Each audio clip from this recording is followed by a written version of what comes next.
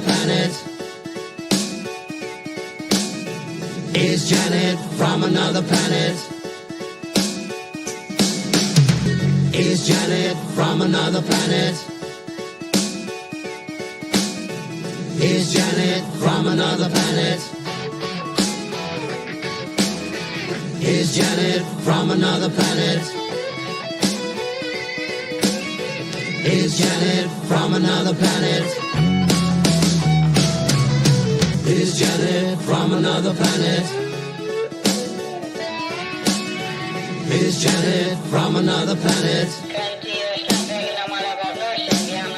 Is Janet from another planet? Is Janet from another planet?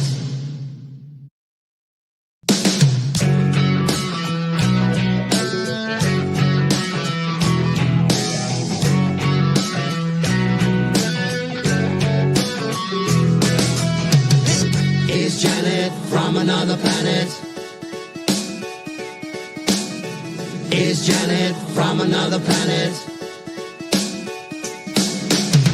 Is Janet from another planet?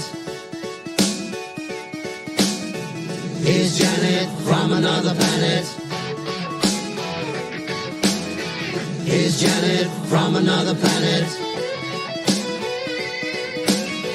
Is Janet from another planet? Is Janet from another planet? Is Janet from another planet? Is Janet from another planet?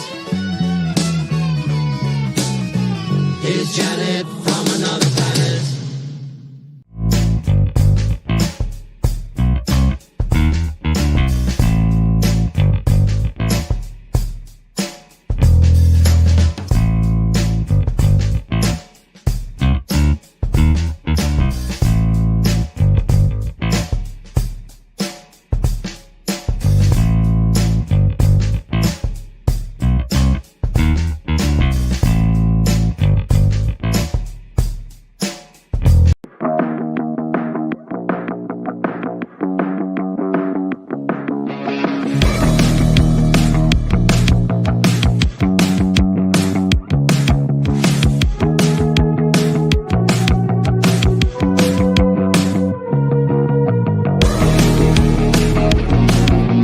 The opinions you're about to hear on this show are strictly those of the panel.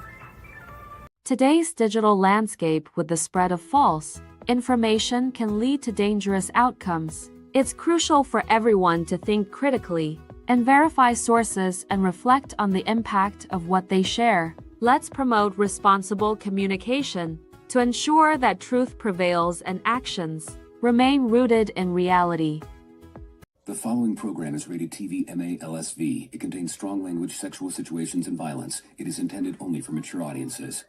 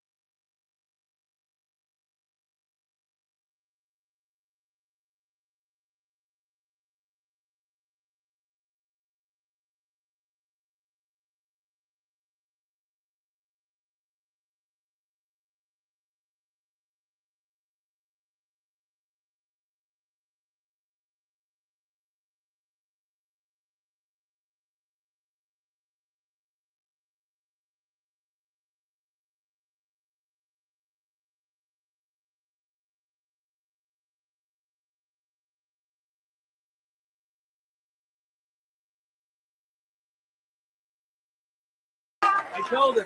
Are you ready? I told him no tax on tips, no tax on overtime. Did that matter? Yes. Thank you. And she's worked here for almost 50 years.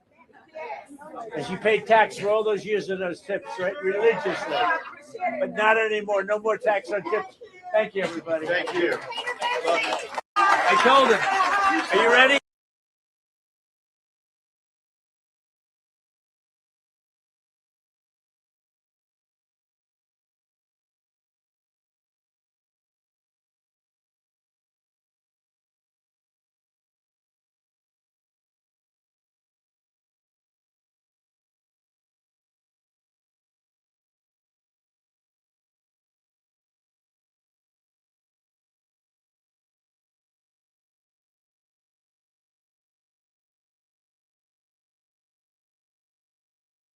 Yeah.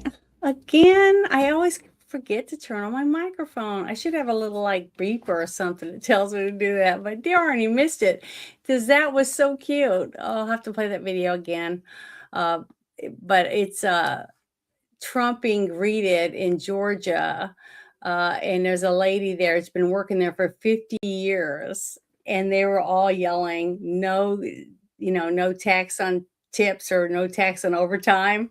And she was so happy. And he said, "Yeah, you worked here 50 years, and you had to pay taxes on all your tips. Well, not anymore."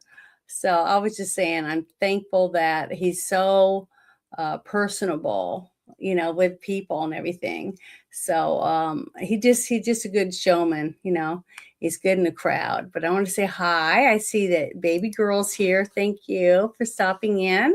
And thank you very much, Jackie, for helping out. I know you do the best you can when you can help me, but I really, really appreciate it. Let's see who else is in here. Well, hello. I already said hi to you. Thank you for stopping in. I really appreciate the support. And I already shared this in the in the timeline and also in the chat for anyone who needs it, because it's been tough these last 6-7 years, maybe 8 years, depending on your situation in your life, but it's important. But thank you for saying you didn't hear me, because if I hadn't seen that, I wouldn't even have known. So I get muted. It's terrible. You usually have this little thing that pops up. It says you're muted or whatever, but I didn't see anything. So, I don't know. Sometimes it works, sometimes it doesn't. But oh well, that's just the way it is. But you could hear the video. Oh, thank goodness. I don't have to do that again then. But that's all right. That's perfect. As long as you can hear the video, you guys can do a little bit without me speaking. So that's awesome. But I want to share the next thing I have that I thought was pretty good. Let me pull it up here for you. Let's see. There, this one right here. Where is it? There it is. Okay. All right. I just love this guy. And to me, I know he did the same job under Obama, and during Obama's term, I really didn't notice a lot of bad things, with our border. I didn't feel unsafe. I just feel very unsafe right now. Not because more people are pouring over the border, but because we're having to fight our own people of America just to get rid of these criminals. And it's just sad. And tonight, my closing outro video was made by ICE. And it's really, really sad when you see all the faces of all the people who have died or been injured, things like that, because of illegals. And people just need to be reminded that, apparently, because they don't want us to get rid of these criminals. I want my home and my country as safe as possible for my family and for people I've never even met. So I just wish more people would just let them do their jobs. But I was just going to say that this whole situation is just, what Holman was saying is stuff like that the Democrats attack ICE and call them racist, Nazis, the secret police. But if we're Nazis for enforcing immigration laws, then what does that make them? They wrote the law. So I'm going to play this video for you. So real quick, here we go.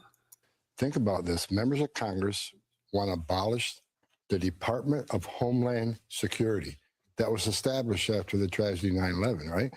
And they want to abolish the agency that enforces the laws that they wrote, right? But they want to attack ICE and call them racist and Nazis and the secret police. Well, if we're the Nazis for enforcing immigration law, what's that make them? They wrote the law. So look, we're doing the same thing we've done for 40 years. I started in 1984. We're enforcing immigration law. Problem is, for the last 4 years, they weren't enforcing immigration law. Every one of them are complicit because they didn't say anything about the open border. Over 10 million people illegally cross that border. We got over, 2 million known gotaways. We got a record number of terrorists and criminals coming across that border, a record number of sex trafficking of women and children. Enough fentanyl kill 250,000 Americans. Over 4,000 aliens died making that journey. And where were they? They weren't saying a word. They're complicit. We're fixing what they broke. Yeah, I really do like him. He's upfront about it, and I feel like he means what he says. Everything he does, it makes me believe him. You know what I mean? He seems authentic. You don't see that very often, especially not with politics, with anyone in office, whether it's your mayor and he's saying he's going to fix your pipes, that you've been asking to get fixed for 15 years. And you finally get a new mayor and he goes on and on about it. And then you go to the city councilman, well, we're still this many thousands of dollars short. And like, how can you be after all this time? What are they doing with the money? And then you see them, putting in a dog park or something else when they should have been fixing the lines to all the houses and the fire hydrants, stuff like that. And you just can't trust them. But every so often you just meet or see someone that every single time they speak, you just feel like that they're telling the truth. And we just don't get that enough. And it's refreshing once in a while to actually get someone I feel like he is telling the truth. Yeah. Well, thank you for joining me, Darren. It's nice to see you in the chat. Thank you for coming in. I really appreciate it. But yeah, that's how I feel. I feel like I really do trust him, and I feel like he's done a good job, not just for this administration, but also for the Biden administration, not Biden, Obama administration. I don't think there's much difference between the two on some aspect, but he definitely seemed to try to make the country as safe as possible when it came to the border when Obama was president, from what I can remember, because I really wasn't, I don't know, I wasn't as involved like I should have been. I did work the polls, and I did do a few things, but I really didn't pay that much attention to what things were passed and things like that. I was in Louisiana at the time, and I just went to Mardi Gras and went to tourist stuff and did lots of work. And I just didn't really look at it as much as I did until I started going back and forth between 2 different states and seeing 2 different states and how they were run and how they were being,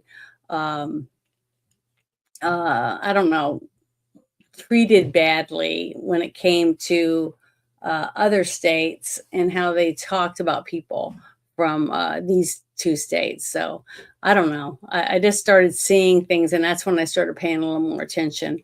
So I'm glad I am now because, man, we're we're in a shit show for sure. But let me bring up this next thing that I found. I thought was pretty good. I mean, not all of it's bad. We're starting to see a little glimmer here and a little glimmer there that good stuff's happening, but it's just going to, take a little time to have more and more of it coming out and being on the news and stuff, because the media hasn't changed. It's just what they're talking about is changing finally. But this is something I thought was pretty interesting. Yeah, Gunther posted this on X. I don't know how to make it, if I can make it any bigger.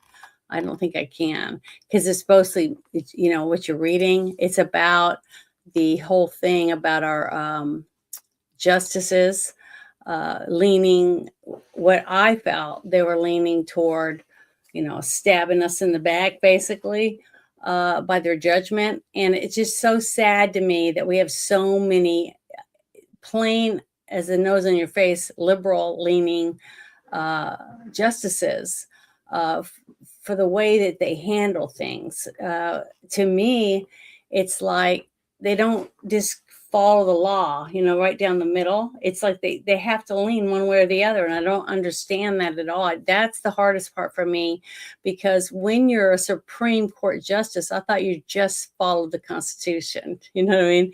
And the Constitution doesn't lean either one way or the other. It goes straight down the middle for everyone if you sit and you've read it. I sometimes pass out pocket constitutions. I know that sounds really stupid, but you can get them at lots of different events depending on where you go. And what's really cool, every time I've gone to see Penn and Teller in Las Vegas, they pass out constitutions. So I think it's really great. I mean, they really, really seem to really love our country. So, and they're in entertainment, so it's kind of hard to get that combination going. You know what I mean? But what I was going to talk about was this whole thing with Justice Clarence Thomas. He just unleashed pure fire in his dissent on the tariff ruling, because he didn't agree with the way it was worded or something, the way that the other justices were ruling, and he ruled opposite of them. But he wasn't the only one. I think there was 3 of them that felt the same way as he did, and the rest Trump's got to do something different. He make some changes or whatever, which means he can still do it. We're still going to be able to tariff, which we should. And because when we're the only country in the world that pays tariffs, that's messed up, because I know that other countries charge out the wazoo for American products, and that means only the rich people can afford it. So in that country, and if they're going to sell their products on our shelves, we should have a level playing field. If they're going to sell a ruler, we should be able to sell rulers right next to it at a competitive price, which means if they have people over there on slave labor making these, bam, bam, bam, bam, bam, whatever, right? And then they're sending it here, and they can sell it for 25 cents when we have to sell it for $1, simply because we pay our employees a wage that they can live on, and they don't live in a dirt hut, you know what I mean? Then so be it, because we have to have jobs for our people in America to be able to take care of their families. And when we have our own government sending our jobs to other countries and putting us on food stamps, then that's messed up. And if we have to tariff other countries to be able to sell their products to our 360 something or 80 million people, so be it. That's how I look at it. And if they don't like it, they don't have to sell their products to us. That's how I look at it. I don't have a problem with it at all. We constantly send aid money to almost every country in the world. How many countries out there send us aid money for our homeless veterans or for our homeless? None. I don't think there's a single country. I don't ever remember hearing anyone talking about how they're sending us money. The only time I've ever heard of any country sending money here was when we've had like Hurricane Katrina and a few other things like that. And that was because of other groups, not the government, wanting people to help us, and wanting out of the kindness of their heart to support us as American citizens. But you don't see that very often at all. So I just think it's sickening how much money all of us workers that work at chicken plants and Firestone and grocery stores and warehouses, or we build homes, or we put in plumbing, or all these different things that we do, and we're the ones paying all the bills. You know what I mean? The people that get to go, have yachts or have 4 diesel engines on their $300 million yacht, like, the lizard guy, which I can't stand, from Facebook, and they tell you you're polluting the planet because you fart and you burp, that kind of shit. Oh, I get so sick and tired of that crap. But this whole thing about the stuff that he was saying basically is how most people feel. The people that voted for Trump can't understand little tidbits of information like this. Now, the thing is that I'm not a lawyer, so I'm not going to understand all the lawyers speak, you know what I mean? And neither is most people. But if you can read some of this stuff, you can kind of understand why maybe these other judges did some of the things that they did. But, when you have like certain justices constantly always siding with the ones that we know are liberal, huge liberals, when you have a justice that can't tell you what a woman is because she doesn't want to hurt anyone's feelings, that plays pretend and says that they're a woman when they have DNA that proves they're a man. And they have to tuck and whatever, then they're not a woman. So, and they can't give birth to a baby or don't have what they need to give birth. Because I have friends that haven't been able to have children, but they have a uterus. They have all the equipment they need that God gave them. So they're a woman. Doesn't matter whether or not they've given birth or not. It's the fact that they can carry a baby in their womb because they have a womb. Men don't have a womb. I don't care how much surgery you have. You're never going to be able to give birth to a baby. So you're never going to be a woman. At least that's how I look at it. And I have the right to say that because I am thankful that I live in the United States of America. You have the right to say that. But that's what this whole thing is that Gunther put out. He was talking about everything that one of my favorite justices, Clarence Thomas, had to say about why he was upset about this whole rigmarole with what the rest of them said. And I'm thankful that we have someone as wonderful as him. I mean, he went through shit to get in there, and I think he's done an excellent job. It's sticking to the Constitution and what it says. But he was not happy about what was going on. But he did defend President Trump's America First Authority, the way he should, because he loves this country, and he knows that Trump is really trying to make the playing field level again. If it's our country and we're making the products, then our people should get paid to make the products, a wage that they can afford to, feed their families, pay for their house payment, their car. And if they should be able to save a few dollars and put it in their savings account and not have to worry about whether we're going to have a job next year. And it's just sad because a lot of us don't understand exactly how different laws work, because you have laws for all kinds of different things, our agriculture, whether or not you can build a house in a certain place, or whether you can put a pool in or put a tree in your yard. I mean, there's just so many laws that there's no way.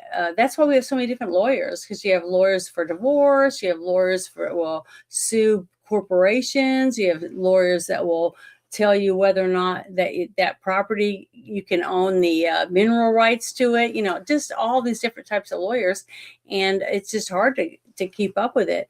And That's why it's important that we do the best we can to try to stay informed about what's going on, even if we don't understand exactly what it means and who says what.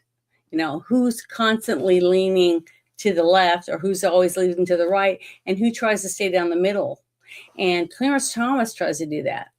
He's not leaning left or right. He's trying to explain his decision based on the constitutional side of it. That's what I like about him compared to the other justices. Now, I'm not saying the other justices aren't doing what they think is right, and that's different though. That's not the same thing as following the Constitution. You know what I mean? I don't know. I say a lot of things because it pisses me off. That's my feelings. Okay, I'm using my feelings to help me push what I see, but I'm not always perfectly right because of the facts of it. I just can't understand why certain people would think that that's okay to do something a certain way simply because they don't agree with it. You know what I mean? When I lost, because I didn't vote for Obama, I didn't walk around and cry and pout about it all the time and hate everyone that voted for him. I just did the best I could with what had happened, and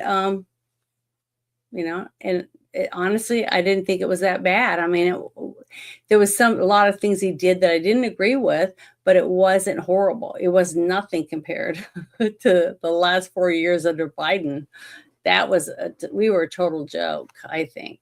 But I'm going to share this real quick. So let me get this and copy it. And anyone who wants to read it can. So let me go over here to the comment area and post this real quick. Oh, let me get on here real quick and see. I saw that we have a new, gave President Trump's advice on tariff workaround. Yes, I got some other stuff coming up about certain things like that. And I did see some of the things you posted in Discord, and I read some of those, and there's a few of those that I'm going to have on here too. The thing is that there is a workaround it. And that's why Trump said they're going to still do it. They're still going to follow through with all of it. It's just going to be done a little differently. But you know what? That really does make sense to me because I have a little bit of experience with that. I have 4 sisters. We're all raised in the same house with same parents, right? Same rules, same environment or whatever. But each time my mother disciplined us, she disciplined us a little different. And I remember asking her, how come you always do this with one of my sisters? And she said, well, she doesn't think the same way you do. She looks at everything differently. So I have to do what I think is going to work best for her to help her learn what I'm trying to teach her. And she doesn't learn the same way you do, just like kids in school.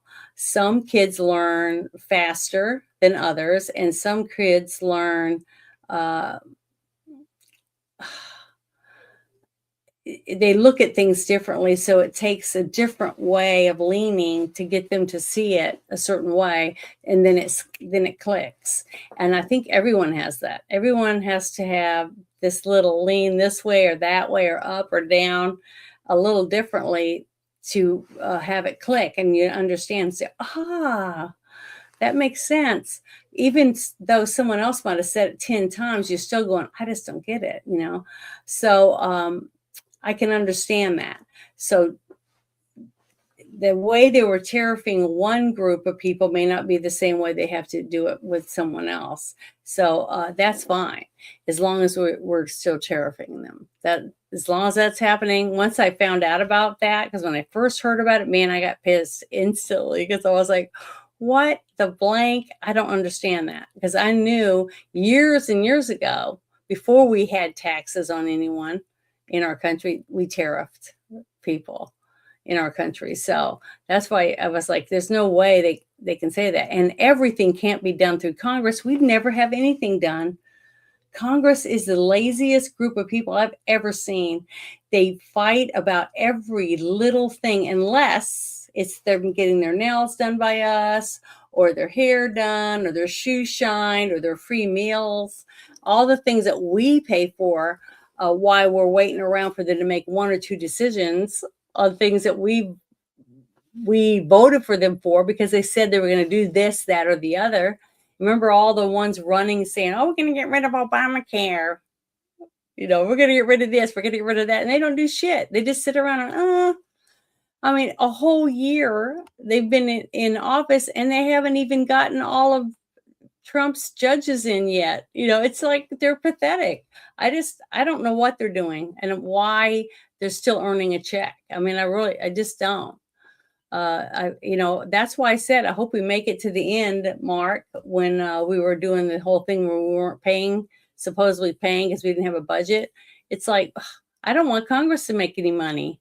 I'd rather not say, I'd like none of them to get paid until they get the stuff fixed. When they fix stuff and they do the right thing and they pass things that we said that they told us they were going to do, then they get a check. You know, that I wish we could do that. You know, you do the job and here's your money. Just like if someone came in to put some new countertops in for you and they just come in and they say, okay, we put the foundation up and stuff, but they never show up with the countertops and you have already paid them. So now you're screwed. You never get your tops. That's how I feel. I feel like that's our Congress. They do nothing. Oh, they drive me crazy. I'm sorry. I went on another rant, but oh well, that's the way I see it. But yeah, I shared that in the I shared the link in the chat for anyone who's interested in reading all of it because it's got a lot of details in there. But you know, I don't need to read it because I've already listened to 4 or 5 of the different videos. But this gentleman explains it really, really well in his video, and I'm going to share his link so you can share it with every other people that you want. But he is talking about how we didn't lose. We're going to reload, basically. So let me make this bigger and make sure it's turned up. And here we go. Everybody take a breath and calm down. The Supreme Court ruling as it relates to sweeping tariffs probably isn't what most of you think, whether you're on the right or the left. Basically, the ruling is based on the fact that the IEEPA does not specifically mention tariffs. So that means that the Trump administration can't do sweeping tariffs, which is a lot easier to do. It just has to be now targeted tariffs. This doesn't mean the tariffs are going to go away. This doesn't mean Trump can't still move forward with his plan. This just means that the Supreme Court has made it massively more complicated for businesses and people, that they're going to have to wade through individual tariffs on individual goods or individual industries or individual countries. I don't think this is the win that Democrats think it is, and it's not the loss that Republicans think it is. It's a Supreme Court ruling that was anticipated by the Trump administration. And if you don't think backup plans were already in place, then you haven't been paying attention to the Trump administration. 100%. I agree with him. So after I got really upset when I first heard the news, because people were talking about it, and then I just listened that little bit, and then I got upset thinking, how could they rule against Trump? Then I heard someone else say, like what Hardwick said in his post, that there's workarounds, and that some of the justices were giving him ideas, hints, saying you reword this and do this, that, and the other. There's not going to be a problem with it. So then there was a couple that were really mad because they thought it was bogus, the way that they ruled anyways. But I thought it was interesting when I heard this gentleman. I said, okay, I can calm down. So it's just like I said, it takes different information to help different people understand the situation they're now in and what it means, because some of them just, no matter what you tell them, they hate him. They don't care what he does. If he cures a disease or what he does, it's not going to matter because they hate him so much. So they hate him more than they love America and want to see other people be successful. So that's just the way it is. But here you go. Yeah, they just love being taxed, don't they? I don't think the littler the government, the better. The only thing we need the government for is to make a few laws and protect our border and protect us from invasion, of another country coming and trying to take our land from us, and then stay out of it. You know what I mean? In our states, fix our roads, and things like that. Protect our people in our state, have police officers, paramedics, firemen, things like that. That's important. And pass laws to make sure criminals stay in jail, all that. That's it. The rest of the stuff we can do for ourselves. That's how I look at it. But we'll see. But that's right. I'll see what she said. 47 is a smart man. He has a lot of in his toolbox, not like the Dems with their toy box. You go 47. Yeah, I mean, I think he's doing the best he can with what he has. And if he just had a better Congress, a Congress that said they were America first, which means our country first.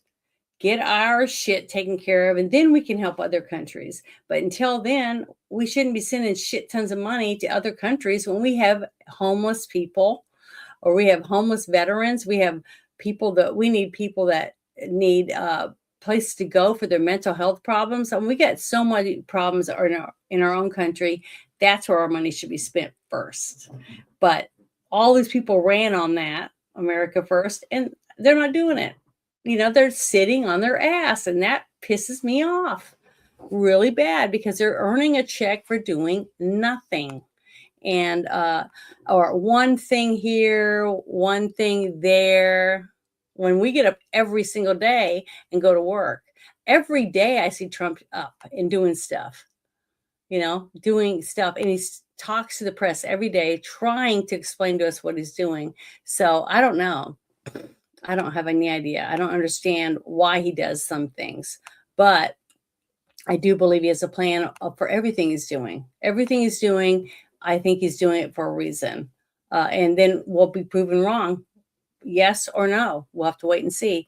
We gave each of those others 4 years. He's got 4 years to prove me wrong, that me putting faith in him was wrong. And I'm going to give him another 3 years. He's only been doing it for one. So hopefully he'll follow through, but we'll see.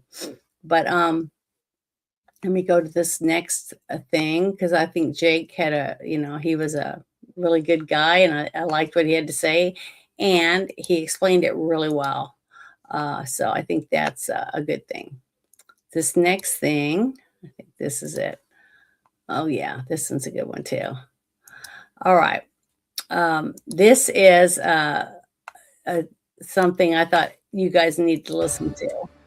Breaking tonight, a Fox News exclusive. We have new information that appears to directly contradict the Biden administration's insistence it had nothing to do with the Justice Department investigations into then former President Trump's alleged retention of classified material and the subsequent raid on his Mar-a-Lago home. Correspondent David Spunt has details tonight. Good evening, David. Brett, good evening to you. These emails obtained by Fox News paint a different picture of the relationship between the Biden White House and the Biden Justice Department. These two offices made it clear at the time, at least publicly, they were not connected and stayed away from any political interference. However, new emails obtained by Fox News from May 2022, 3 months before Mar-a-Lago was raided by the FBI, illustrates coordination between the White House counsel's office and the DOJ regarding an interview of Walt Nauta. Now, remember, Walt Nauta is a current White House aide to President Trump, who was then former President Trump's aide in Florida. Nauta was later charged alongside Trump by special counsel Jack Smith. The May 10th, 2022 email reads in part, coordination with DOJ and White House counsel are in work to start the process to confirm and interview current administration employee Walt Nauta. This event is dependent upon the timeline of President Biden's brief decision and coordination between White House counsel and DOJ, and in turn, Evan Corcoran's position on the override of privilege assertion and whether or not he seeks an injunction to prevent access. That was written by an FBI agent, and Evan Corcoran, of course, one of Trump's lawyers at the time. This coming August, Brett, will mark 4 years since FBI agents raided Mar-a-Lago. A few days after that, then Attorney General Merrick Garland said this. I personally approved the decision to seek a search warrant in this matter. Second, the department does not take such a decision lightly. And we're getting new reaction to these emails. Judiciary Chairman Jim Jordan in the House says, in part, it's always worse than we thought. These newly released documents confirm that the Biden DOJ's raid on Mar-a-Lago was politically motivated. We're also hearing from Attorney General Pam Bondi. AG Bondi says the more we learn about the DOJ weaponization under the prior administration, the worse the story gets. And Brett, she says this right here. It's a key part. She says we will continue disclosing key evidence to our congressional partners to deliver the truth and bring those who committed crimes to justice. That's coming from the Attorney General tonight. Brett. Awesome. So finally, we now are being told that it was all bullshit, just like everything pretty much that happened in the Biden administration, why they were in charge. Almost everything they did was crooked, lies, backstabbing, my way or the highway bullshit. It didn't matter whether you were voted for him or not, or even if you were trying to be a good American citizen. They didn't care. They didn't care. If you did something they didn't approve of, screw you, they don't care. And they broke every law they could because they didn't think that anyone would ever do anything about it. So I just can't wait to see somebody actually get held accountable for some of the crap they've been doing. But yeah, it sucks. But honestly, none of this is shocking to me. I think they were all scum. I don't think that not really Biden, because Biden, honestly, I don't even think he knew who he was. You know, most of the time, even when he was running, he might have had a couple of moments where he was cognitive and he could understand what was going on around him. But most other time, they just set him on a fake little sat in the White House and he just smile and look around thinking he's president of the United States because that's it. You know, it's just sad when we found out about the auto pin and all that. And I hope that all the people that pushed that facade on us and basically kept a guy on a gurney like at Weekend at Bernie's and just dragged him around, changed his diapers and filled him with drugs so that he could at least stand up and walk across the room. It was horrible, the whole thing, to do that to him. I mean, it's not his fault, honestly. I don't think so. I'm not saying he was a good guy. I'm just saying that it's pitiful what these people did to us, every American, by trying to pretend that Joe Biden even knew who he was. I mean, it was just pathetic and sad that they were able to get away with it. But the sad truth is they did, didn't they? They were able to do it. They got away with it. They were able to do that shit to all of us. And so far, I haven't seen anybody pay for it. I mean, look what happened when they arrested Comey. Nothing. They just threw it out, liberal judge, because we got so much corruption from top to bottom into every single state until the states fight and start cleaning it up. Honestly, I just don't know what's going to happen. And Trump can't do everything with an executive order. It's impossible. It just can't be able. He's not going to do it. But let's see. This next thing I thought was interesting. I really like this guy. I think Tim Burchett is a good man, and I wish we had more of them. I mean, I wish there's a few guys that I voted for. A few handful in every state that I've lived in, 2 different states, and I really liked. And they're still proving me right for my gut feeling for voting for them. I didn't get to vote for this guy, but I would have because I think he's a good man. Here we go. Hey, everybody, Tim Burchett. I saw where Mitch McConnell was blocking the SAVE Act this morning. I think it's partially just out of meanness. He doesn't like Trump.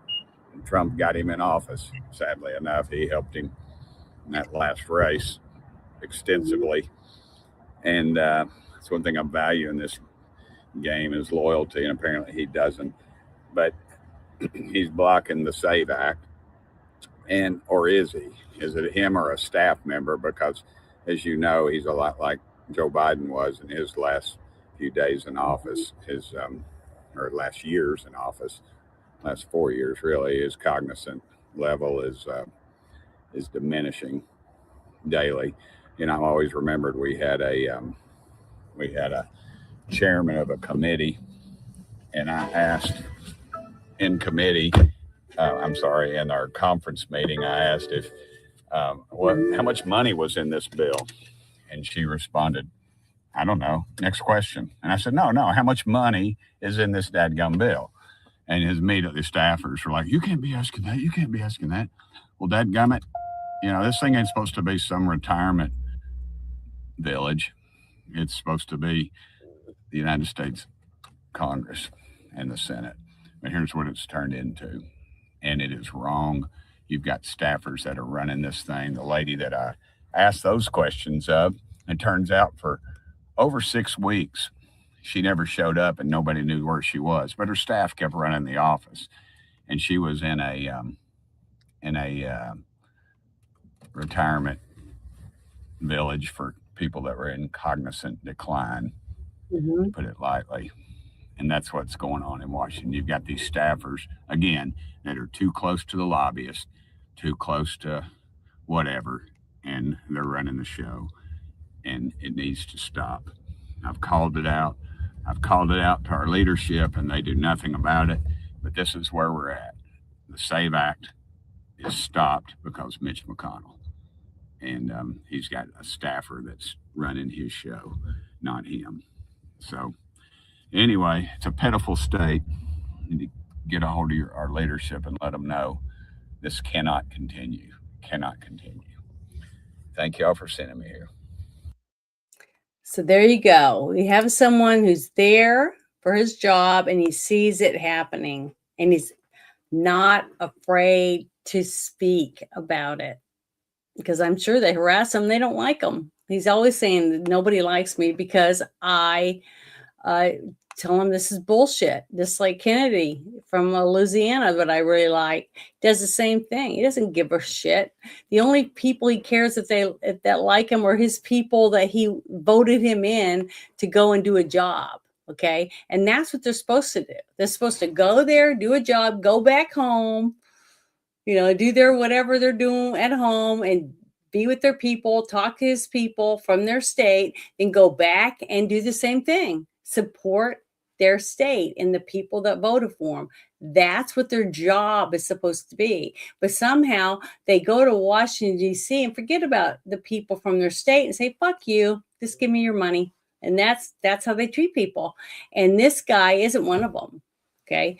He's trying to tell you there's people there that are supposed to be doing their job and they're never even there. How many times have you seen them do a vote and there's nobody on the floor hardly there to vote and do the job that we put them there to do? It's just to stand there and say, hey, whatever, you know, it's bullshit. And he's trying to tell everyone, please make sure the people from your state are representing you. Make sure they're doing the job that you put them in there to do. And if they don't, get rid of them. Don't vote for them again. The fact that Mitch McConnell, other people like that, get voted in year after year after year after year, and they can barely walk or speak, is either cheating or because nobody gives a shit. Or both. I mean, everyone should freaking care where the money goes that you work hard for and who's spending it where, you know? Are they spending it on what you said we needed it for streets, roads, buildings, schools, you know, your police officers, your veterans in your state? I mean, what are they doing with the money? You should know if you voted for them. And you should be able to ask questions, just like he said when he was like, how much money? And they kept saying, shh, let's talk about that. You know, it's like, hush, hush, hush. Nobody talks about that. That sounds like, it sounds like a bunch of corruption right there. And supposedly that's supposed to be a conservative, but he doesn't mind taking your money. But I wasn't going to play it next, but I'm going to play this next video because it's talking about the person.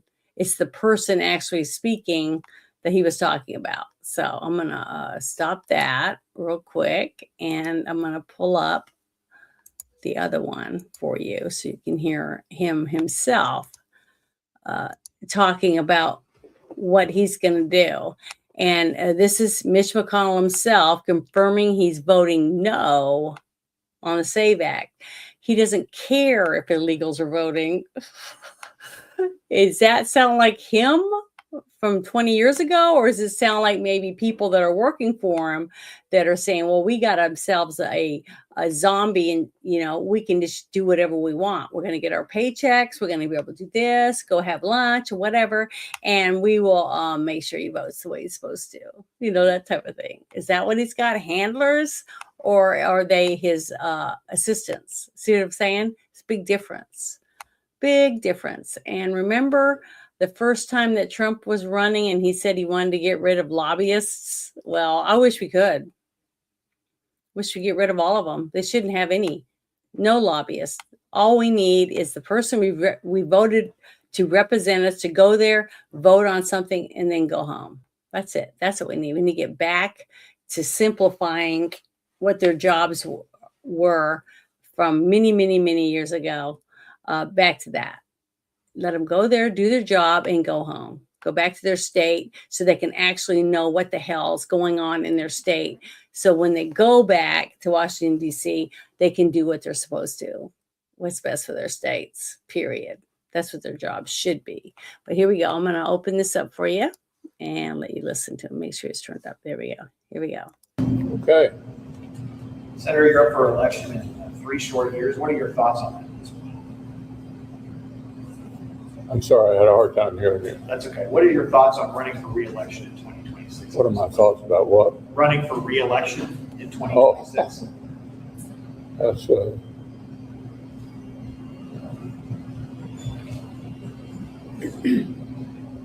Did you hear the question, Senator? Running for re-election in 2026? yes. All right, I'm sorry, you all. We're going to need a minute. Senator Benny. Yep.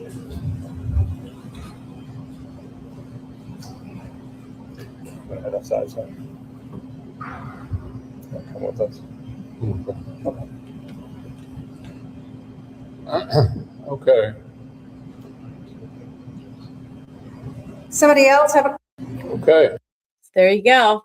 Does this remind you of anyone? It's sad to say it, but some people just shouldn't have that type of job. He's not fit for this position. I mean, if this guy was your judge on a case where you might be going to spend the rest of your life in prison, would you want this person to be your judge?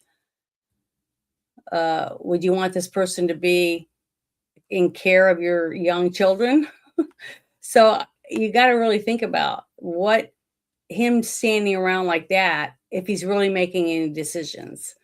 Is he filling out paperwork? Is he talking on the phone? Is he doing, what is he doing? What is he actually doing? It doesn't look like he's very capable of doing much of anything to me. And I feel sorry for the people of this state. If his state, they need to take action and save their state from the choices that the people around this person are making, because this person is not making decisions, as you can tell by looking at him. I wonder who dresses him and does all that stuff, helps him eat, everything. If somebody could go undercover and do that, you'd find some sad. It's sad because I've had loved ones like this. And it's sad that you have to see them slowly deteriorate like this. And it's heartbreaking. But to me, what they're doing to this gentleman is neglect.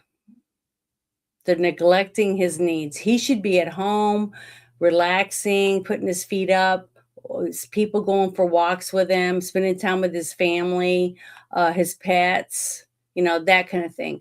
That's what this person should be doing. He shouldn't be up there trying to act like, or them parading him around and acting like he's able to make decisions that affect people's lives and how much money they have to pay in taxes, other things that's going to last 50 to 100 years. the choices that supposedly he's making, which he's not able to make, honestly, as far as I can tell. Here we go. Let's see what. Yeah, Thad Cochran was the same way. They kept him in office for years despite his decline, and that should be illegal. That is, if I went to a nursing home and I saw people forcing a person at the nursing home to have to stand up and give a speech, and then forcing them to, pushing them around, taking them different places, and just having them stand there looking around because they don't have a clue what's going on. To me, that's elder abuse. That's trying to force them to against their will, basically, because they don't have a will. It's just like taking someone who has no idea who they are or whatever and making them sign checks or, any of that stuff. And you can be arrested for that. If you were to take someone like this to the bank and say, okay, now you're supposed to withdraw $100,000 from your account, remember? And they go, okay, whatever. And then you see, then they have no idea what they're doing. That's illegal. That is illegal. And what they're doing with this gentleman is illegal. His wife should love him enough to stop this. His loved ones should be helping him.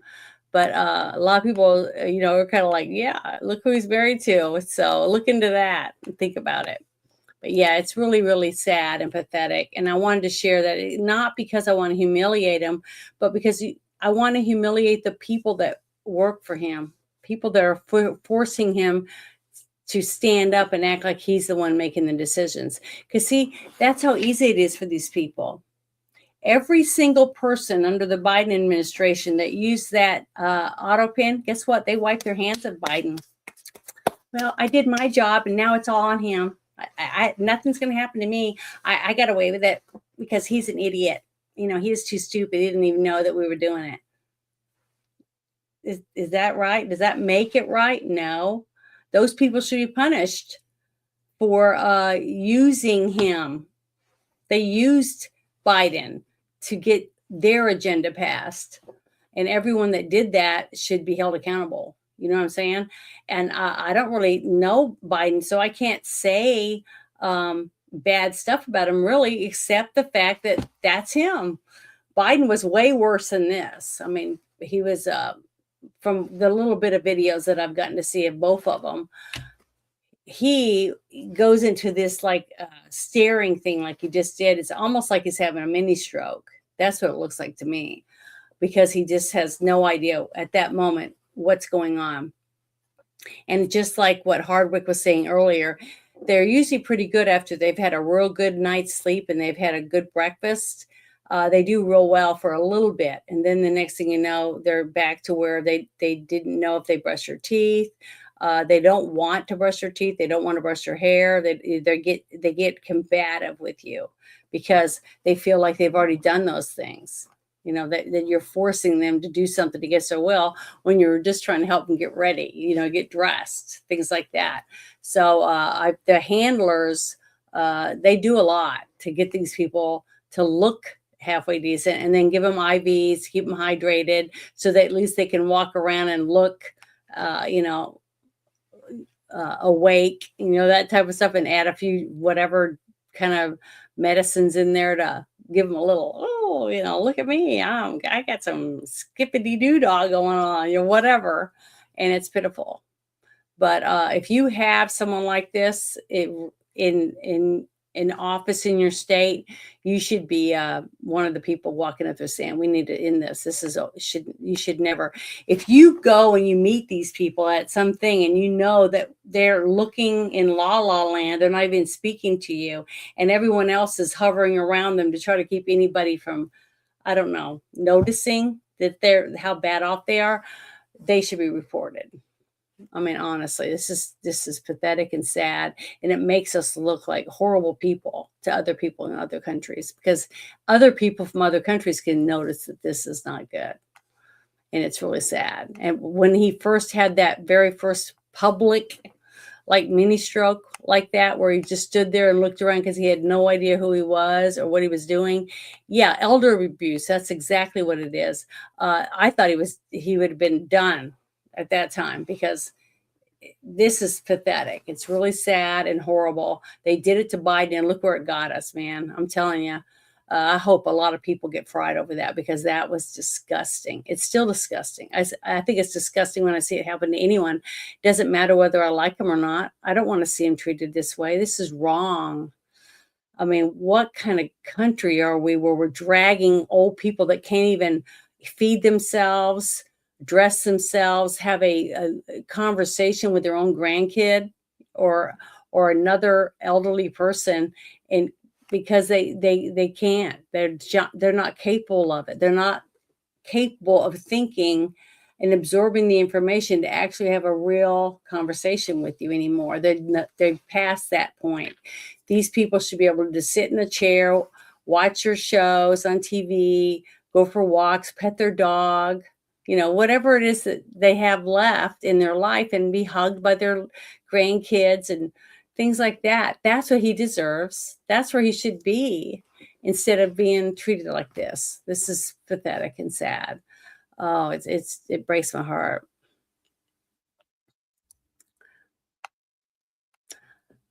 I don't know who Alex and Renee are. Are they related to him? I'm sorry. I just saw it in the chat.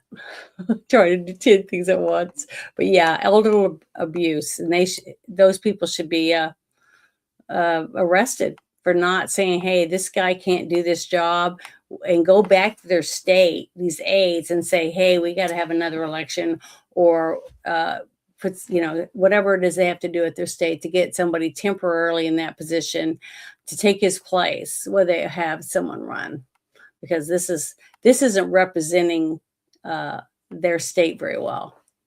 His people deserve to have somebody that knows what they're doing and what they're doing, because all the decisions that his aides are making are not him making them, and they weren't elected. See, that's what people don't seem to understand.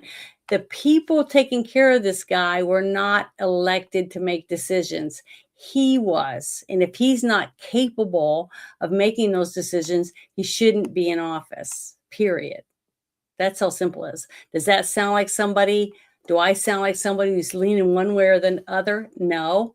It's whoever the people in the state vote for to replace them. That's who should be making decisions, not the aides, period, or his handlers. That's what I'd call them.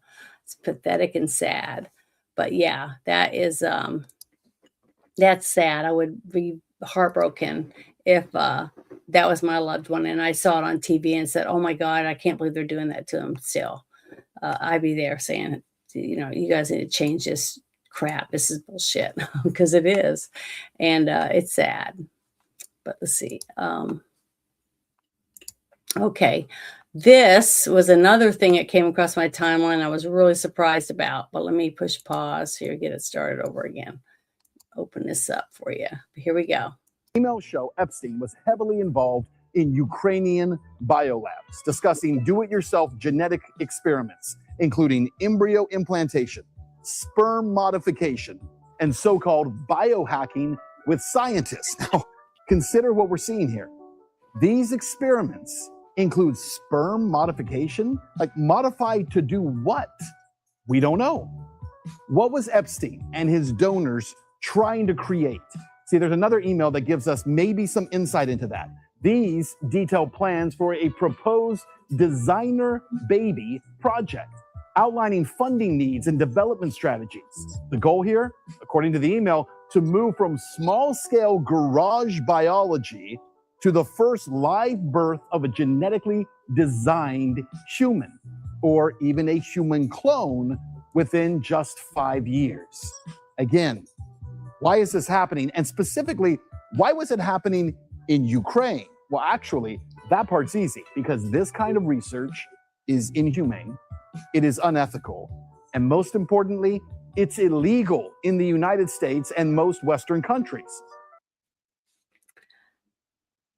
Yeah, and remember, it was like 2 weeks ago, I did a show on After Hours, and I had two interviews with Epstein's victims, and one of them was talking about how they all the people that came there for girls weren't coming there just to have sex with them. They were using them for scientific experiments. And that she had, the other one, what was her name? Guffrey, her last name was Guffrey, that she had went to one of the other girls and showed them that she had a little cut in her belly button.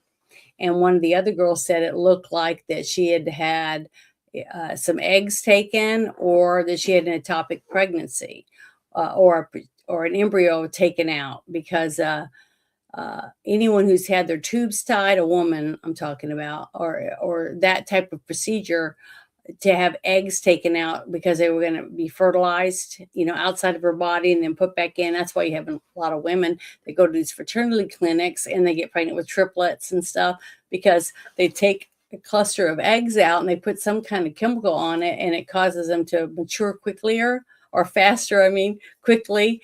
And then they put this sperm in there, and then they, once they start to, separate, because they've been implanted, then they put it back into the woman's uterus.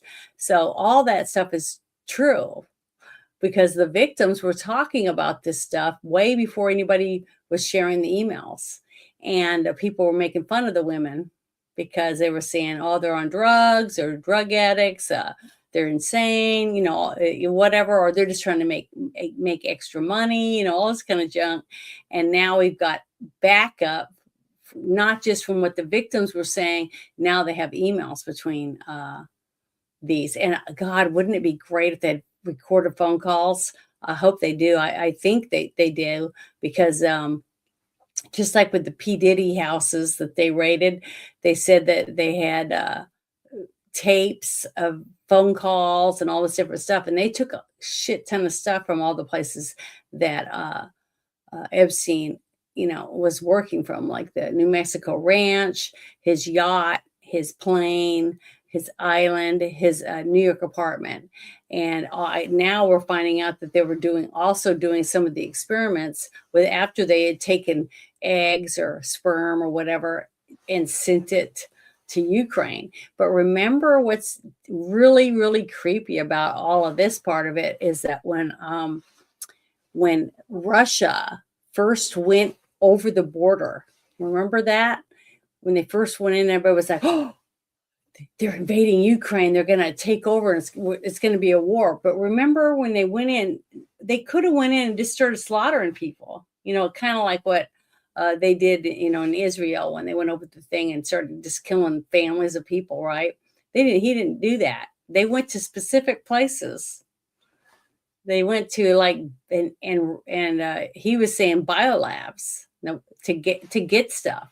So maybe somehow they found out about that, not just the biolabs that had all the viruses and different things like that. Maybe he found out about this kind of stuff too, the genetic implants and stuff that they were doing. So I can't wait to see it slowly unfolding. This is what they asked for. They asked for the files, and they're getting them put out. And a lot of people aren't going to believe a lot of it. But the thing is, just like, I don't remember who exactly it was, but they said maybe it was Kash Patel that said, it's not going to be what you guys think it is. It's way bigger. That's what I remember, one of them saying that. So I believe them. And I said it then, and I do now. And I said way back years ago, when I first started doing this on other shows, and when I got my channel taken down a couple times on YouTube for it. I said that it's listen to the victims. I said, if you just sit and listen to 4 or 5 of the victims and listen to their interviews, you'll believe them, because just something about the way they speak, what they said, and the way they said it is what made me believe them. Even though some of it was real far-fetched, and I kind of had to think about it. I was like, what are they doing? What were they doing there? They had so many different stories. One of the girls was even talking about how she was not there to be, raped and stuff. but she was there to keep the younger girls calm and to help talk them through what was being done to them. And they would come and they would scare some of the girls really bad with weird stuff like killing animals in front of them and stuff like that. Then they would hook them up and take their blood. Why? For the adrenochrome, right? So there was so much stuff that we didn't want to believe, or we couldn't picture it in our own head, but we weren't the victims. That's why I keep telling people, stop throwing the victims under the bus. The victims should be the one that we listen to. You listen to the victims and believe them, because sooner or later we're going to find out the truth, and it's starting to come out. Thank God. I hope so many of the victims realize that this is it, that things are coming out. People are starting to realize that what they were saying was true, and it doesn't matter whether or not they signed a non-disclosure and they took money so that they could start a family and try to have some small sample of real life without this shit. You know what I mean? Somewhere to go away from this. It's fair. These women deserve people to listen to them and to understand that what they went through wasn't their fault. You know, it was these sick people are the reason why they went through that, not because of anything, because they deserved it or anything like that. And we need to make sure they know that. Yeah, because it is really sad. Oh, her last name was pronounced Jufrey. Okay. Instead of Guffrey, because that's what I was saying. I'm sorry, but Jufrey. That sounds good, but it sounds very French or something. You know, it's very pretty. It's a very pretty pronounced name. Her father worked for Donald Trump at Mar-a-Lago. And she would help him, because that was what she was talking about in a couple of her interviews, that she helped her father at Mar-a-Lago. And that's how she met Epstein and I can't remember her name, Ghislaine Maxwell. Yeah.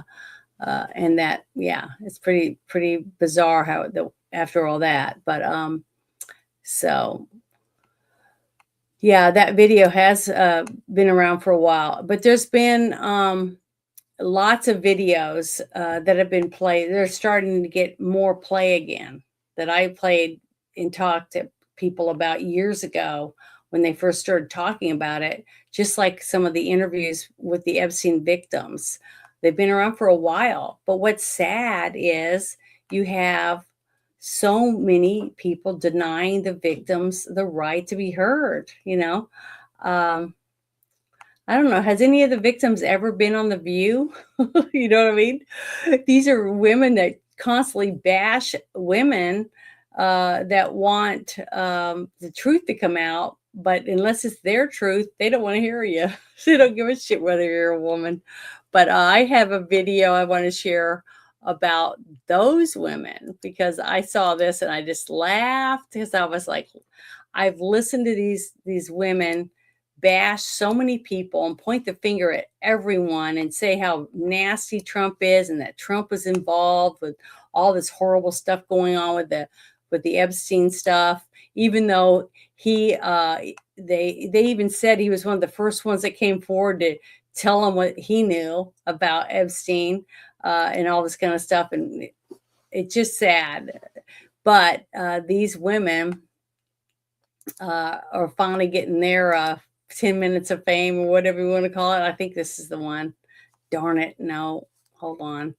Let me stop that one. That one's not it. I think it's this one. Yeah, okay. Clicked on the wrong one. I'm really sorry. This one. Yeah, it's hilarious. So let me pause it. I'm going to make it big for you. It says, all the women of The View in full panic mode because their names appear in the Epstein files. We did nothing wrong. All we did was go to some parties or something. I just think it's great, because they did nothing but go, Trump, Trump, Trump, Trump. He was on the plane. He did, you know, it's just funny. And just like what I've been saying all along, guess what? Some names are redacted because some people were just using the plane to get from one place to another. Okay, because many people do that. You charter a plane, you pay the people, you get on a plane because you missed your flight or whatever reason. Doesn't mean you went there to do something nefarious. I'm not saying any of these women did either. What I'm trying to say is a lot of people rode on the plane or they went to the ranch for whatever purpose.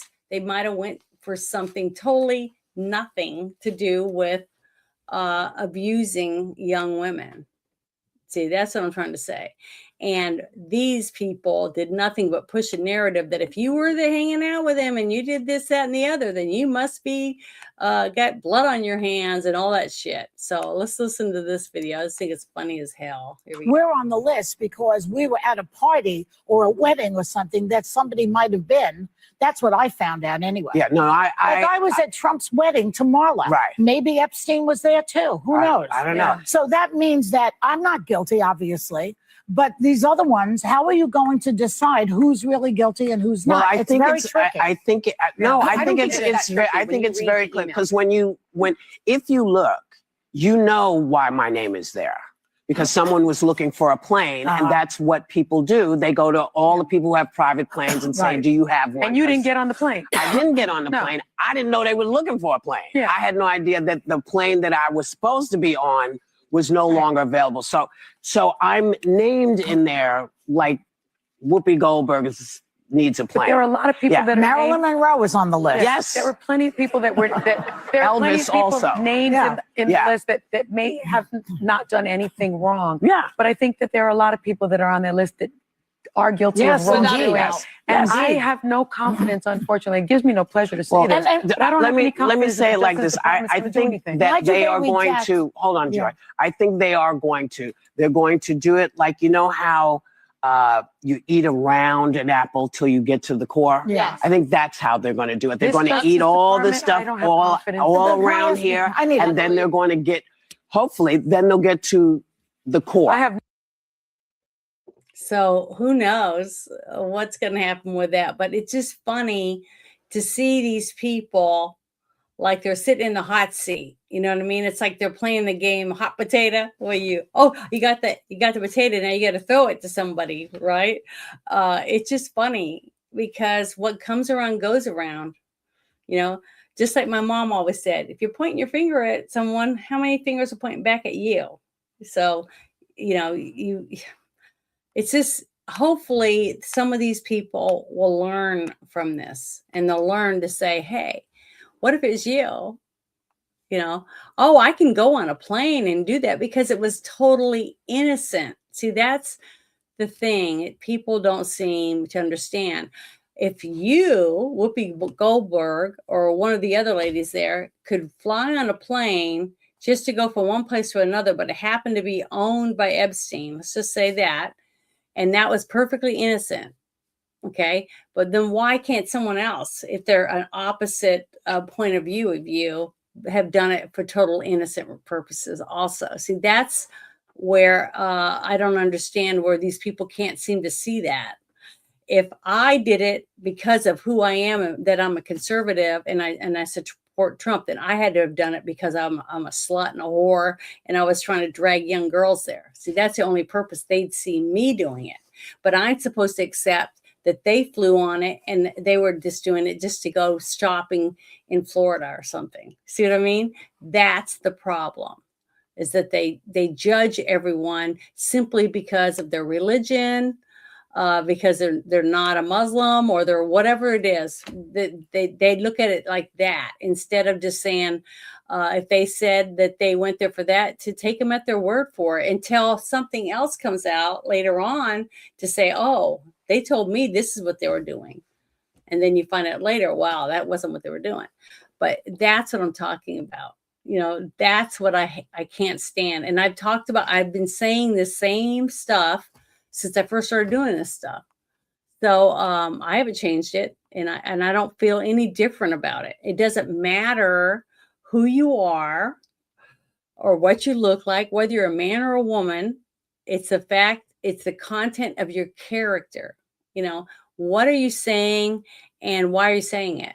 And do you mean what you say? And how have you acted about it before? That type of thing. you know, to me, it's ridiculous. So I don't know, but I'll go on to the next thing. But I just had to share that because I just thought, to me, it's nice once in a while to see people get their up and comings. Like my mom always said, sooner or later it's going to come back at them, and they're not going to be going, "Gosh, I wish I hadn't been saying those things and did that to that other person," because now it's happening to me. Because when you bully one person, sooner or later a bully's going to come and bully you. That's what happens, and that's reality. So I just wanted to share that. I thought that was pretty darn good. That was delicious, honestly. I hate to say that, but it is fun to see other people finally get some reckoning or whatever. But here's something else I thought was kind of funny. I hope I pick up the right one. Let's see, is it this one? Yeah, this was kind of funny. This was from the libs of TikTok, and I don't know if you saw it, but let me pause this. It says, a man in Georgia who received a Presidential Lifetime Achievement Award from Biden crossed out Biden's name and asked Trump to sign it instead. I don't want his name on there. So can you help me out? And this is how Trump reacts. I just thought it was really funny. This just goes to show you, like I said, about Trump's personality and that he does well with people. See what he wants? He wants me, let's see, they're American, huh? It's the Presidential Lifetime Achievement Award. Wow, that's pretty good. But I don't want his name on there. So can you help me out? I love it. He doesn't want Biden's name on his Lifetime Achievement Award. Yeah.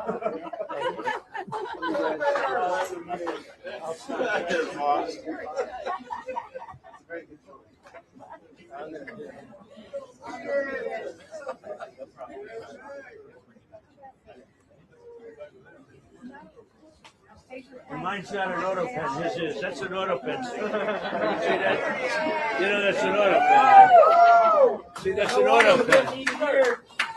You want me to cross it off? Yes. That's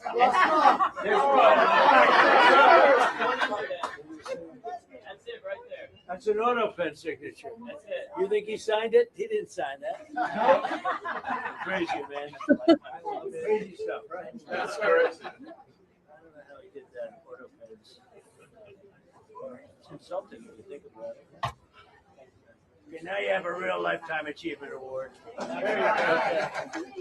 Thank you, everybody. Yeah, I just thought that was funny. How he's able to handle a crowd of people.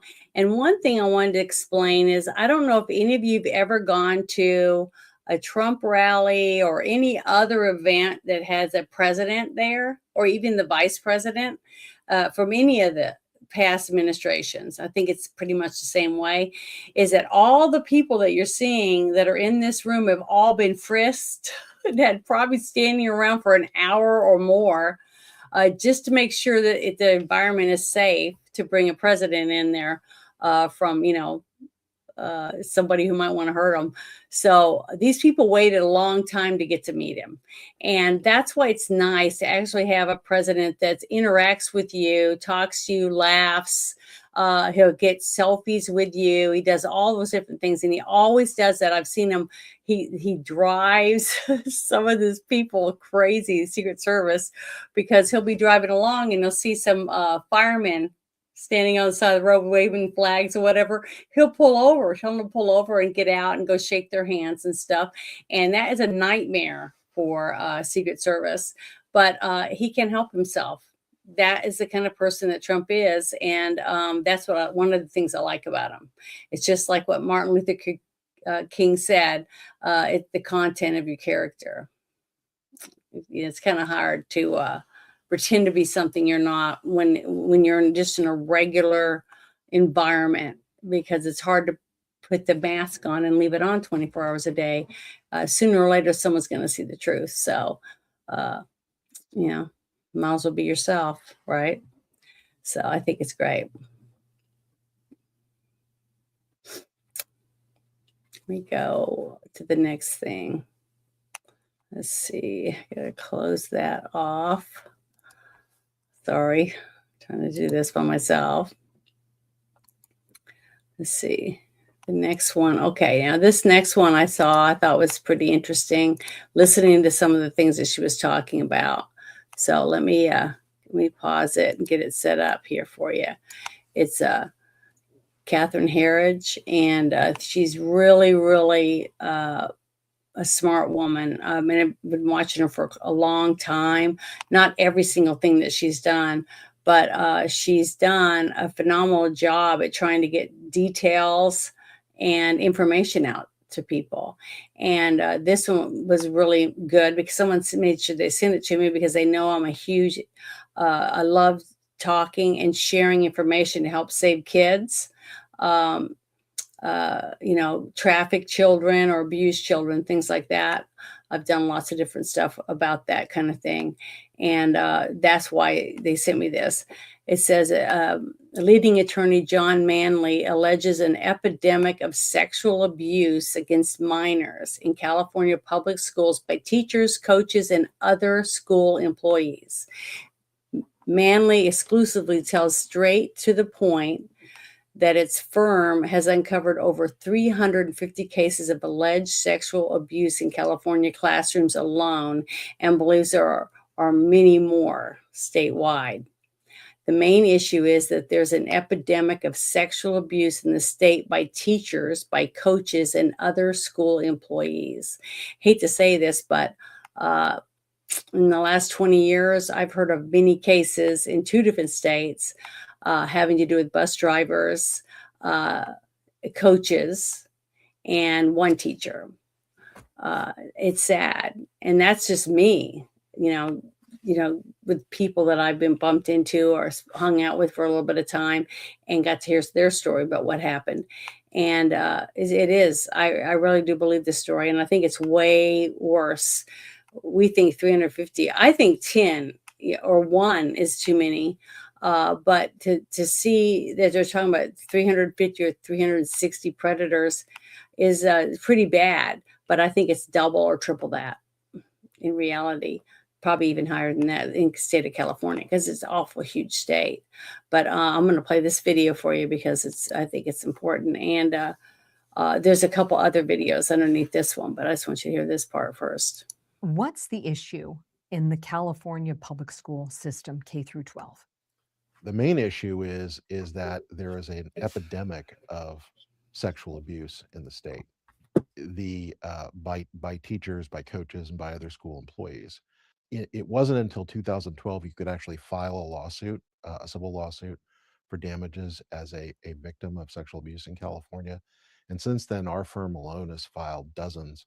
Our firm alone has discovered over 350 or 360 perpetrators, teachers. Wait, 350, 360, Indi- just in California. Correct. And we believe there's many, many more. We know there's many more because we certainly don't have all of the cases. Yeah, pretty scary, huh? Pretty scary stuff, but all real stuff, all factual. So let me go on and move down on this real quick. So give me a second. I got to close this down a little bit. There we go. Now I'm gonna go to this next video and make it big so you can see it. Make sure it's turned up. Yeah, here we go. This week on Straight to the Point, an investigation into allegations of sexual abuse and misconduct in the nation's school system. This content is graphic, disturbing, and the conversation may not be for everyone. We sat down with John Manley, a leading attorney who has represented hundreds of victims of sexual abuse and assault. Among his big cases, USA Gymnastics and Larry Nassar, a serial sex offender who abused hundreds of athletes under the guise of medical care. When you learn what the expression passing the trash means in the context of the nation's schools, you can't help but feel outrage. So let's get straight to the point. There's a phrase, pass the trash. What does that mean? Essentially, that means it's mostly applied to public education. It can be private schools where you have a bad teacher, a teacher who abuses children physically or emotionally or sexually, or just is awful. You move them to another school. Now, the question is, why don't you fire him? Because in public education, in most states, it's next to impossible to fire a bad teacher. And typically, you don't fire them. They actually pay them to go away, even if they've sexually abused children.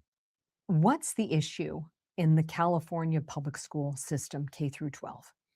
The main issue is that there is an epidemic of sexual abuse in the state. By teachers, by coaches, and by other school employees. It wasn't until 2012 you could actually file a lawsuit, a civil lawsuit for damages as a victim of sexual abuse in California. And since then, our firm alone has filed dozens. Our firm alone has discovered over 350 or 360 perpetrators, teachers.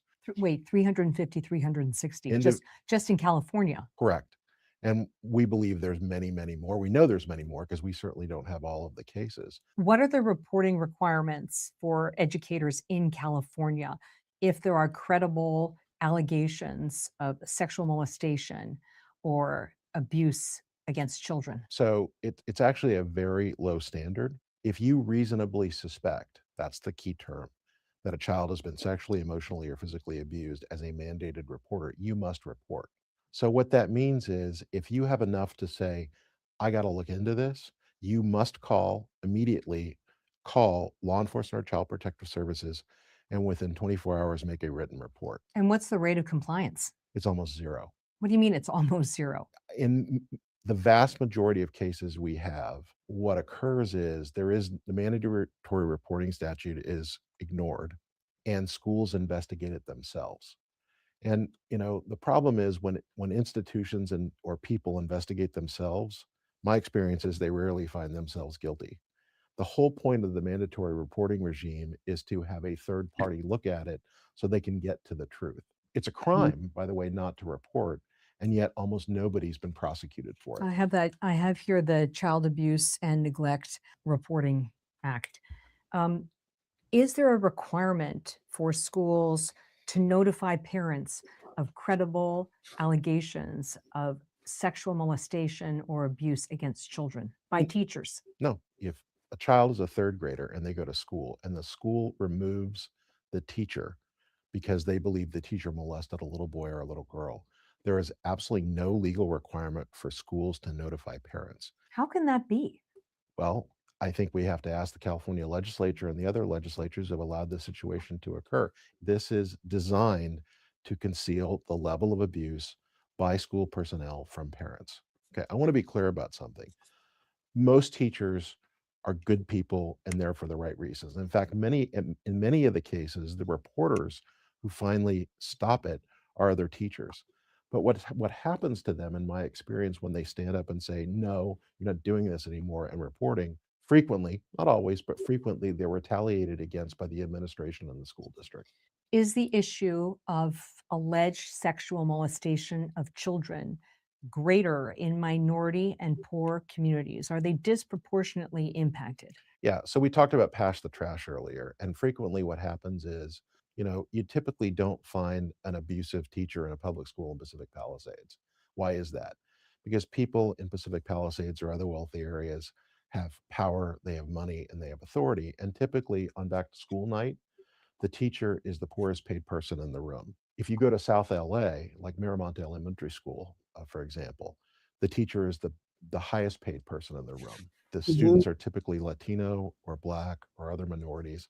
And the districts, in my view, in my experience, send them there on purpose because they're populations that have no power. Wait a second, you're saying that you believe that teachers who are allegedly molesting students are purposefully sent to low-income communities that are less able to respond. I don't believe it. I know it because I've watched it.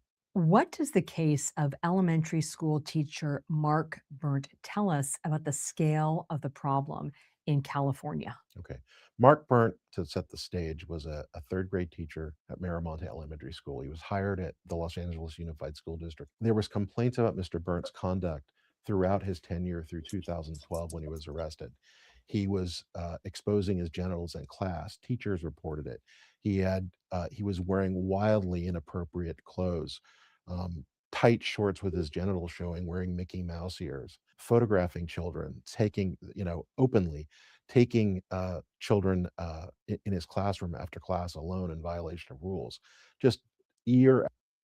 What I don't understand when you listen to this is, where are the parents? Okay, if the parent's kid, I can tell you right now, if you're in third grade and you got a relationship with your parents, you're going to go home and say, I saw my teacher's doodle or something. You know what I mean?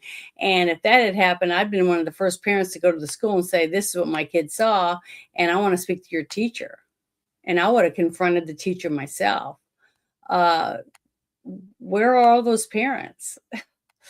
Because I remember having a couple of conversations with people when I found out Obama was running, and I started looking into Obama in the state of Illinois, and I found out that he was one of the senators that was pushing for a law that allowed girls that were 13 years old to be able to get an abortion without their parents' permission, because they went to the school counselor, and the counselor would take them and they get an abortion. And the parents would never have to find out about it, which I thought, oh my God, you guys are going to vote for this person? I thought you were Catholic.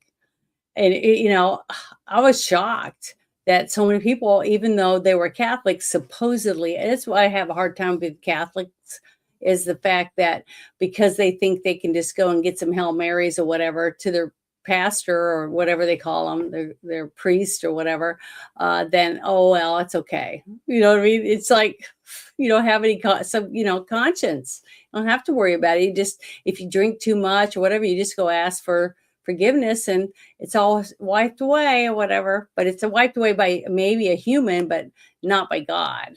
So, this shuffling children around or teachers around so they can just keep molesting and tormenting people is totally against Jesus Christ. I mean, Jesus Christ would never put up with that. He would smite those people.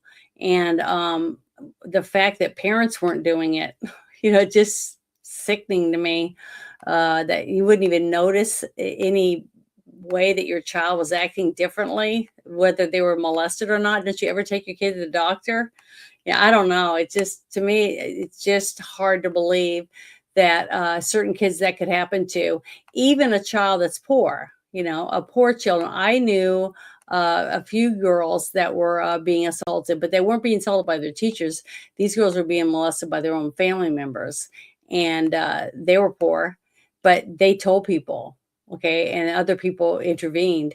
So, the fact that nothing happened to these people and the people weren't in uproar over it, because I would have sued the shit out of them. I don't care.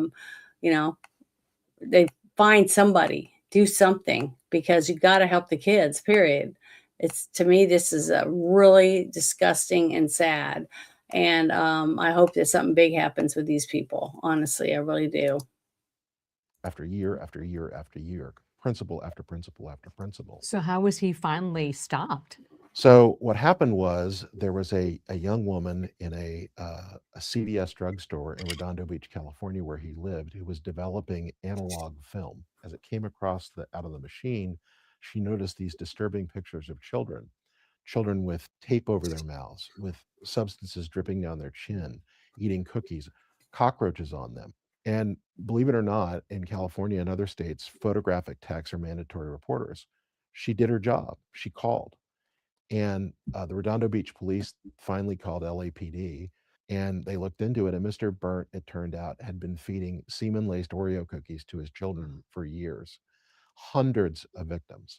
We have current cases against LAUSD, and there's 1,200 other school districts. And the reality is, no one knows how many teachers have abused. Nobody knows how many teachers have been credibly accused. Nobody knows how many teachers have been in the state suspended from teaching or had their licenses suspended. It's completely opaque, and it shouldn't be. The one thing we should be doing is to protect children from this. No one is talking about what effectively is the elephant in the room, which is, if you believe the federal government, hundreds of thousands, not millions of children that are affected by this in this country in public schools. Have your investigators uncovered a broader pattern that this is happening in other states besides California? Yes. Most states, the reason California has been so visible, and I'm very proud of the fact, is we can file a civil lawsuit for the family. And frequently the lawsuits actually lead to charges, not vice versa.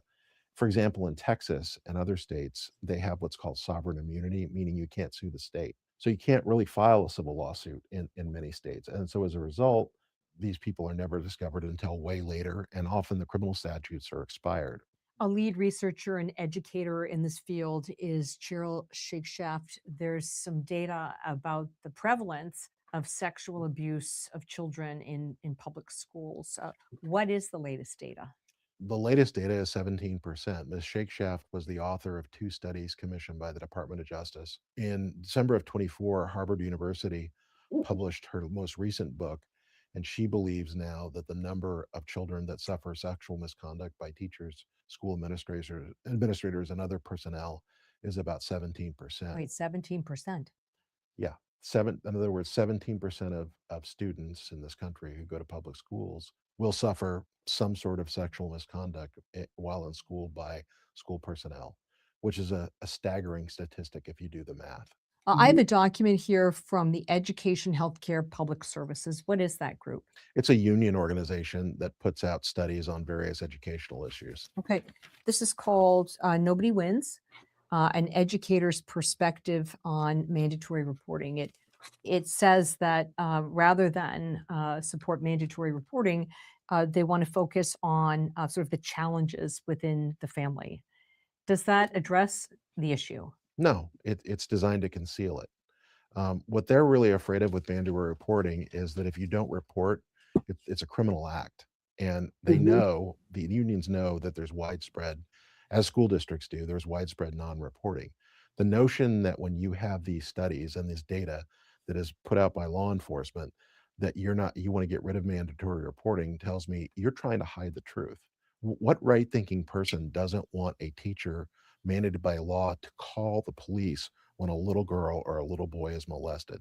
That's not only stupid policy, but it's frightening. Where are the Democrats and the Republicans on this issue? So, what's good about it is that it's the one issue where there's been historically bipartisan support. California extended its statute of limitations on civil cases against public schools about 8 years ago. It actually passed unanimously in the California legislature, but there is an element in the Democratic Party in the California and other places that are, I would characterize them as far left, who very, very tied in with the teachers unions financially, who are engaged in a systemic effort to eliminate the ability of children who are abused with the knowledge of the school from filing a civil lawsuit against school districts.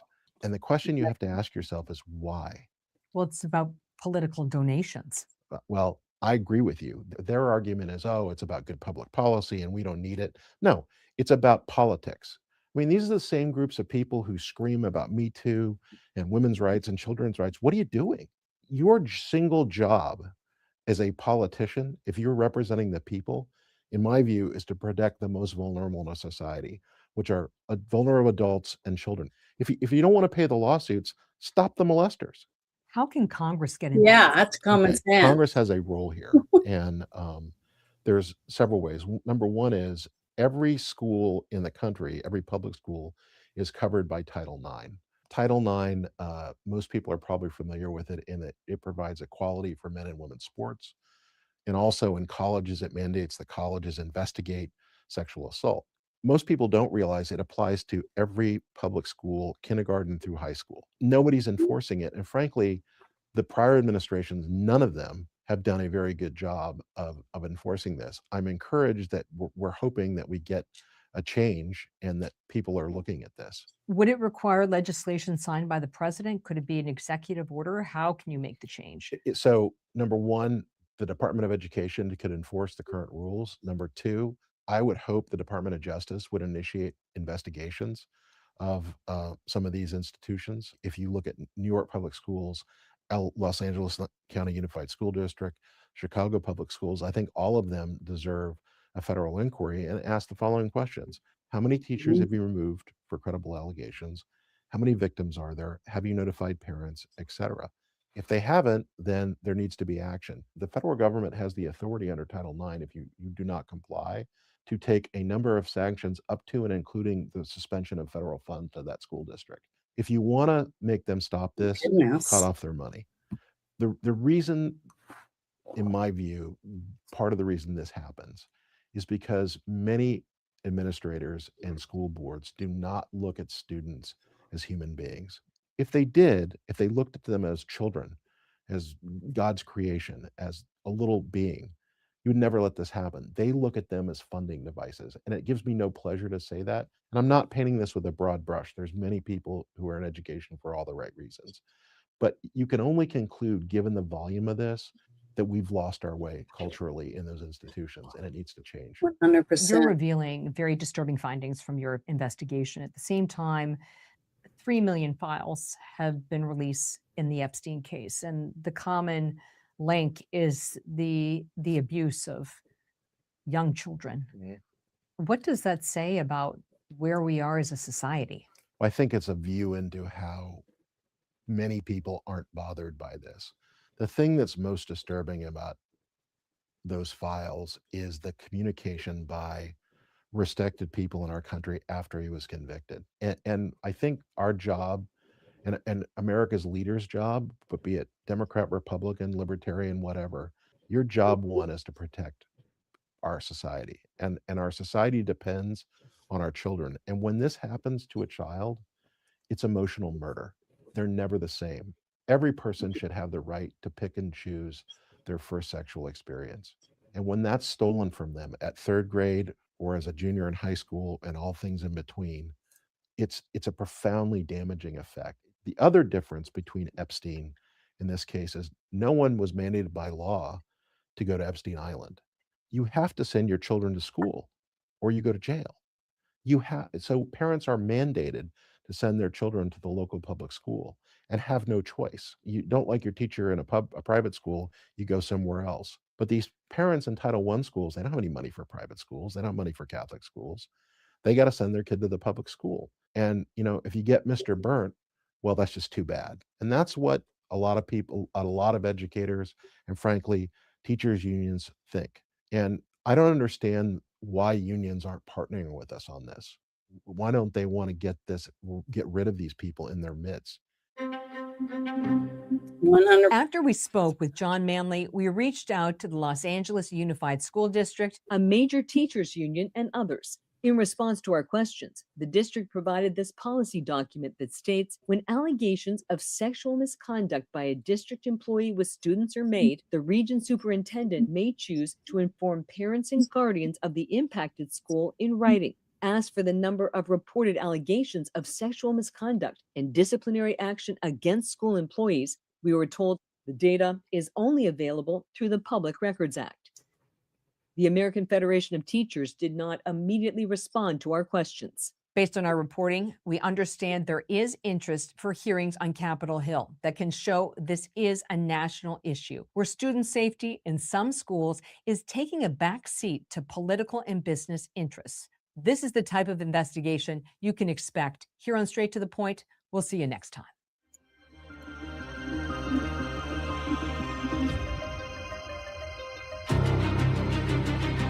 Very, very good. I'm going to share the link to her show because I really do think all of you, if you're interested in anything that she's just talking about, because she's so good and very detailed about everything she looks into, I think you guys would really enjoy her. If you really want truthful, factual journalists to listen to her, you guys will really like it. Again, here is the one of the things I found that I wanted to share before the end of the show, because even though it's not in our country, what's happening, it's on our border. Okay. So the thought that these people are willing to bring in Chinese communist soldiers into their own militaries is scaring the shit out of me. And it should scare the people of Canada that this is what they're doing. But I was shocked when someone sent me this, because I was like, you gotta be kidding. This is ridiculous.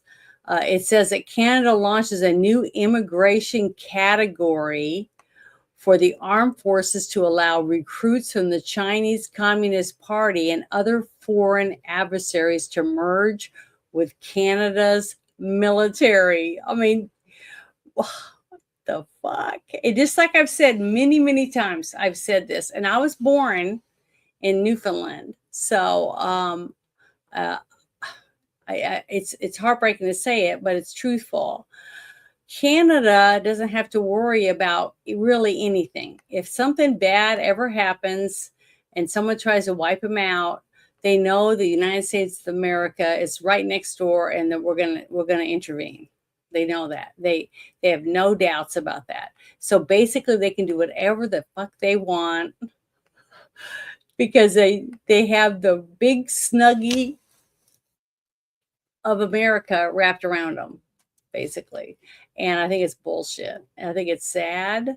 And I don't know why the Canadian people don't get in an uproar or something over some of these dumb choices these people are making. They get up every day, go to work their ass off, pay taxes for what? Be treated like a wallet. Okay. Yeah, we're having a lot of that happen here, but we still have different rights that we still have that we're allowed to do. This country doesn't. But this video it's this whole thing is pathetic. But look this up. I'm gonna share the link at the end before the show is over. But this is scary. This is going to be on the border of our country. Okay. And then let's say you want to take your family and go to the Canada side of like the falls, Niagara Falls. You'd never been, you want to go, and now you're over there, and who knows whether or not the person that comes over to make sure that you're following the rules doesn't work for China also. And they're openly doing this shit. I mean, I don't know. What do you think is going to happen in the future when this is implemented? Do you think it's going to potentially hurt our country? I mean, in our last administration, remember, we had a bunch of Chinese balloons just floating around, and our president didn't, and people protecting our country didn't do squat. So we have no idea what data they were absorbing, whose phones they were listening to, whose houses they were spying on. We have no idea because nobody intervened. I don't know. This is just pathetic. Canada, I don't know what's going on. Your government is messed up. I really feel bad for you, but here we go. And finally, we are creating a new category for skilled military recruits to attract highly skilled foreign military applicants. Eligible recruits with a job offer from the Canadian Armed Forces, including doctors, nurses, pilots, can be invited to apply for permanent residence. They will be subject to the same security and all military requirements. This new category will support our government's commitment to strengthen our armed forces, to defend our sovereignty, and to keep Canadians safe. This category and other priority categories supports Canada's defense industrial strategy, which Prime Minister Carney announced yesterday, by adding a range of workers critical to support our sovereignty and security.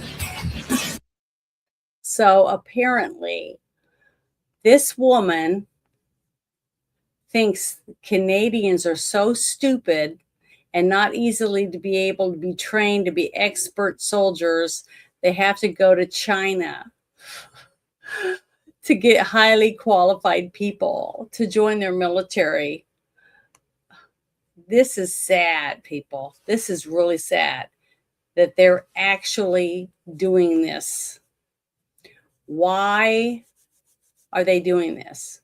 What's the real reason they're doing it?